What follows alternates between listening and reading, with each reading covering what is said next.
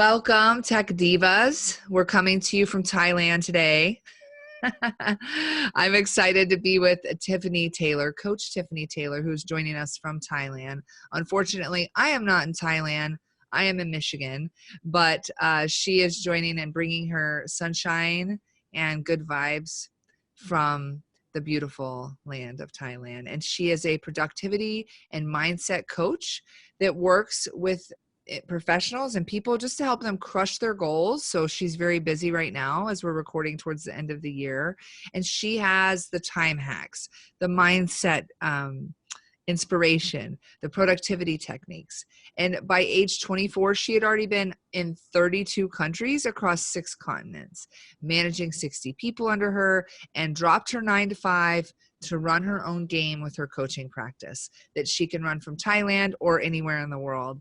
So she's really unique. She's overcome a lot of her own struggles, anxiety, stressful management of time, things like that, and has really come in to understand how you can have the structure and channel your energy to be more productive and more impactful. So she does lots of coaching through her both formal and self-education around success tools, which makes me be like a sister of success to her. So I love taking up what she's doing. Get her on Instagram. I'll give that plug now because she's got those stories that keep you hooked. You're taking notes during them, so that's always a great thing. So we're just really happy to have you on the show, Tiffany. Thank you so much for having me, Nicole. It is such a pleasure to be here. And thank you for the welcoming intro. Yes, and that's exactly why we have the show for Tech Divas, to be able to get and hear from people, or get tips and hear from people all over with different backgrounds with what will help them be more successful. And so I know you have some great things in store for us today. So I will graciously hand it over to you so that you can kind of dive in to what maybe can help our divas out. Absolutely. I think it's important to understand my background as well when it comes to productivity, is that a lot of people say there's a type A and there's a type B personality type. I think a lot of people struggle with productivity because they don't identify as a productive person, which is a huge part of it. So as I'm giving you guys these tips, I just want you to know that I was not a productive person by nature. I actually struggled with extreme anxiety and ADHD. And if you're not familiar with ADHD, it makes your ability to focus and manage time near impossible. So I was struggling with a lot, which led me then into fueling this obsession with how do I become more productive? How do I overcompensate for these shortcomings and really make them my superpowers? And it was through that journey of formal education with management, but also self-education, that brought me into becoming the productivity pro that I am today. So I did bring a few tips for you guys, just some quick tips. And one thing I hear often with coaching clients when they get on their first call with me is saying, I don't have time. And I'm sure at least one person listening to this has found themselves saying, I don't have time for this or that or the other thing. And what I'm going to say to you, if you've ever said that, is start looking for it and start creating it. It's one thing not to have it, okay, but that doesn't get you anywhere. That thought isn't serving you by saying, I don't have time. So let's not say that anymore. Now we're saying, I'm looking for more time and I'm creating more time. When you start to say things like this, the subconscious mind will create the evidence for it, and you'll actually start to find it. And another thing that's going to help you learn to create some boundaries with either what you're saying yes to or with other people or with work is when you say you don't have time for something, especially if it's something important to you, we're going to say something else instead. I want you to adopt the phrase, it's not a priority for me right now. And here are the shifts that are going to start to happen with that sentence now. When you start to say, I don't have time to exercise, and now instead you're replacing it with exercise and that's not a priority, your stomach's going to feel a little sick right there. You're like, wait a minute, it is a priority. What am I saying? When you recognize that's the real priority, you're now going to have to look at everything else on your schedule that day and recognize what isn't your priority.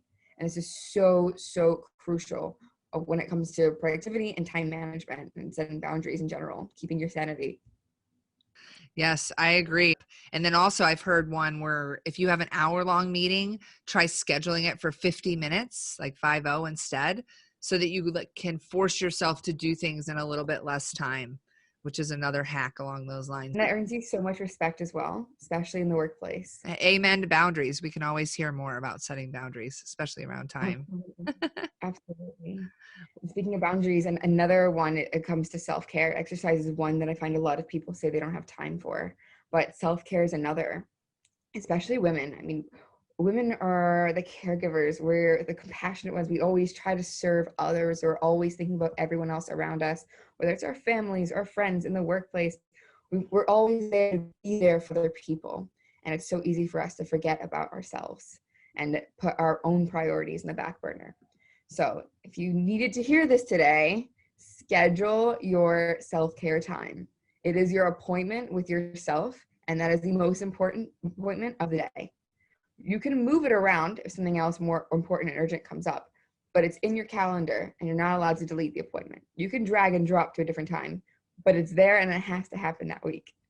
So schedule your self-care time. And a good way to start is start with the monthly things that you may have dropped off since you become more busy. Start with getting a monthly facial. It's amazing.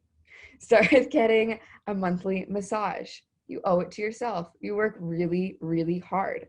A massage is not a waste of money. It's an investment in your energy, and it's an investment in your well-being. It's really important. And you can also schedule small daily 15-minute tasks that involve self-care.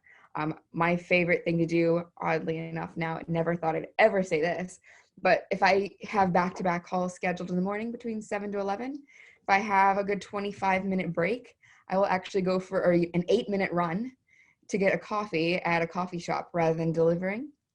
And that is a really good way to just break my state and give me a ton of energy.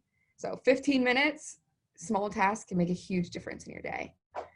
Those are some awesome hacks. And for those of you that are married out there, an additional one that helps on self-care would be flipping it. So a lot of times I'm married, I have 2 children, 2 lovely tech divas in training, and my husband and I will flip weekends for self-care or anything we want. Right. So I was starting to feel guilty because I'm a working mom. So like, I felt like the weekends I needed to be 100% dedicated to my kids. And it was like blocking, like you said, this time and commitment to self-care. So for those of you that are married or like feel a little guilty for taking that time away because you work hard during the week, you can alternate. So my husband will have his weekend. Maybe he wants to jam with friends, go have a craft beer, go read in the basement, like without kids, away, like alone time to kind of reclaim his space. And then that way, when it comes around to my time, I don't feel guilty for getting my nails done for a few hours or getting my hair done, which hasn't been as cool during COVID. I'm missing my self-care time. I love that so much. I really love what you had to add there. Self-care is so important, and it's also important to teach it to your kids, and showing that balance of responsibilities and showing your kids that, hey, I'm a priority and you're going to be a priority for yourself as well. I think that's so important, especially when it comes to mom guilt. I'm working with a client right now who faces that, and I'm like, we're working through it. We're learning to teach work ethic and how to prioritize and, quality time rather than just looking at time by the screen. It's so important. Yeah. Keep rocking it, Tiffany. Let's go. What else you got? All right. Another tip I have for you is it's probably not time management. That's the challenge if you decide to listen to this for time management today. And I focused on an area of time management because I know that's a sore point that's the point where you realize maybe I need some help with this. But the foundation of time management is energy management. And so if a client comes to work with me and wants to work in the time management, we won't touch that for at least the first 3 weeks. First thing is energy management. Are you getting enough sleep every night? You're probably overwhelmed if you're having a time management challenge right now. And if you're overwhelmed and not sleeping enough, you're in this vicious loop of survival mode where you're not able to create the routines that you need to kind of get out of that. So energy management is the foundation. If you say you need help with your time, start looking at where your energy is going. Start looking if you're sleeping enough. Start looking if you're exercising. If you haven't started exercising before and it's the new year, it's a great time to start. I want you to realize that, yes, it's spending a lot of energy to go to the gym, but you get about double that energy back. It's super counterintuitive. You really do get double the energy back. So you even have more energy in your day if you just invest that time to work out. And even if that's half an hour in the morning, that's also considered your self-care time. Yeah, and I've heard this other tip to add on. We're just Yes, bouncing please. off I each love other them. here around walking one-on-ones. So if you find the competition of your workday, if you have a one-on-one meeting with someone where you really don't feel like you need to be on video because it's someone you're catching up with, maybe a mentor meeting or something like that, where you could kind of walk and talk, just take it as a walking meeting and hit the road, right? Get your headset on and hit the road with that person to try to make more time. And I will say, I just had a child. So during my pregnancy, I walked a lot because I had a pandemic baby during COVID. And it's amazing. You don't have to do this crazy workout. Like you don't have to go do P90X, and 50 million burpees. You can just take something simple like a walk just to kind of get your body in motion so that it doesn't have to be something insane. You'd be amazed. You can really lose some weight and feel great just with the simple brisk walk. Absolutely. I'm friends with quite a few fitness coaches actually, and they all agree that walking is actually the best fat loss exercise there is. And getting plenty of steps. That's how I started really my consistent fat loss journey. I count steps and I just make that a top priority of my day. Even if I don't exercise that day, I get at least 8,000 steps. And what's important to realize here, and this is a point I talked about the other day as well, is I don't want anyone here to be stealing energy from their future. And what I mean by that is I don't want you to be skipping meals to save that time for something you have to do today. I don't want you to be skipping your sleep for the extra hour or two you're going to get where you think you're going to be productive when it's going to take away from the next day or the next week. And I don't want you to avoid exercise, again, for time. I have a small business as well. I just started this year. I wear all the hats in my business. And I have every reason not to exercise. I mean, I have a million things to do for my company. I know how fast I can grow it if I put in the extra hours. However, I also know what burnout is. When I worked my 9 to 5, I burned out hard. And if you're listening to this and you haven't experienced that, it is my true wish that you never experience that. And the biggest way to avoid that and prevent that from happening is self-care and focusing on the fundamentals of eating enough meals, sleeping, and getting proper exercise. It's incredibly important. You might feel like you're sprinting in the beginning, like you're getting all this work done and everyone, you get that recognition. Wow, how are you doing so much? It's amazing. And it feels good in the beginning, but you hit a wall and you burn out and you don't understand how much time it takes to recover from burnout. I can tell you my burnout took about 8 to 10 months before I was functional again. And it is just something I really wish nobody experiences after listening to this. Yeah, definitely. Are you burning yourself out? Are you burning your candle at both ends? So that's Yeah. great advice. And with that being said, I have a challenge for Bum, your bum, listeners. bum. So I challenge your audience to 7 days of self-love. And I know self-love is usually a back burner and usually gets forgotten. And I know before I mentioned having at least a monthly thing that you do.